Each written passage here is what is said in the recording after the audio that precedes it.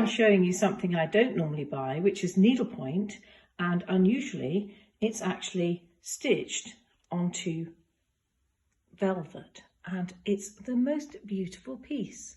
And it took me a long time to work out how they made it. You can see that this was a red velvet and it's been worn away over time, but it's been a very precious piece, because otherwise in this state somebody would actually have probably just thrown it away. But this is a usual couple in an idyllic setting, and I think it's rather charming that she has her hand on his bottom and he has her hand behind her ear. And I wonder what the significance of that is, and it's something that's possibly lost in time. So your suggestions would be very welcome after this is posted online. And you can see that the needlepoint has been inspired by crewel work, because you can see laden couch work over here and long and short soft shading, which would have inspired these. It's just in a plain tent stitch. Now, it took me many years to actually pluck up courage to undo the base of it and to look at the back. And I thought that it must have been stitched.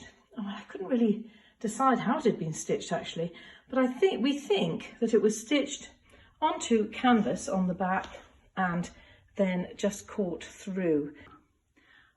But here you see obvious laden couch work, a beautiful, very subtle change of colour across the central area. So not in a blocky, obvious way, just changing as it went across. And I'll just show you this again in other areas. So you can see it's a paler greeny yellow and a sort of tawny colour. And I think that's quite exciting. Again on the base here. And again in the centre of this flower on the top left area. So you can see that, you know, on this velvet, it would be a thick pile velvet. So you couldn't actually see and count these tiny stitches in the weave, in the background weave. So how did they do it? So I'm going to show you in a minute. The method used to actually create this stitching in such a beautiful even way, when they couldn't actually see or count the stitches because of the plush weave, was actually to apply a needlepoint canvas on the back. So obviously not cotton at this stage, it was linen, and so each section actually has a linen even weave background, so that in a canvas, a stiff canvas, and it was stitched through from the back. So this was worked from the reverse side. Now, my interpretation of this design is across here.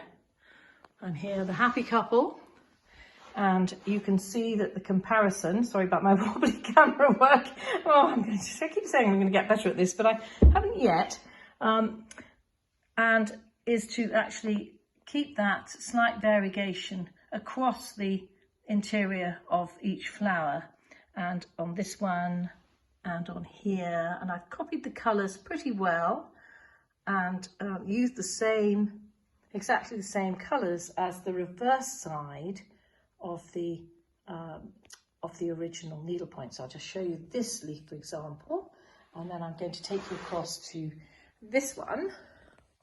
And I can tell you that that yellow on the outside edge of those leaves are replicated on the crewel work that I've made.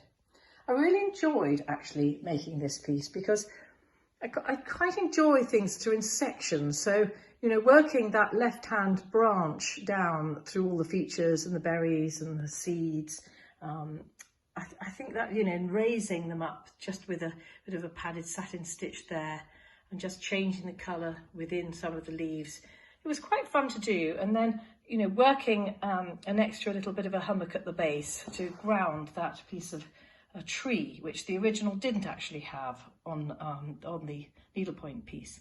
And then working these shapes below where they're standing, and they're funny little shoes, which you can see in a lot of portraits.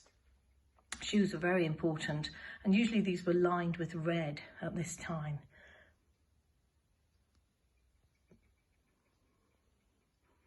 So I've used a French tassel.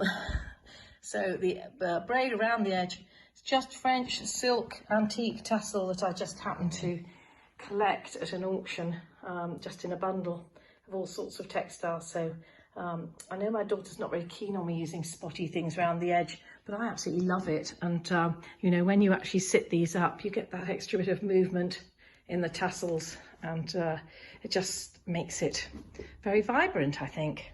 So I hope you've enjoyed looking at these two pieces, and I'll get as far away as I can. I'm actually in the children's playroom doing this, so I hope my hoovering was up to scratch, and I hope you've enjoyed looking at these pieces.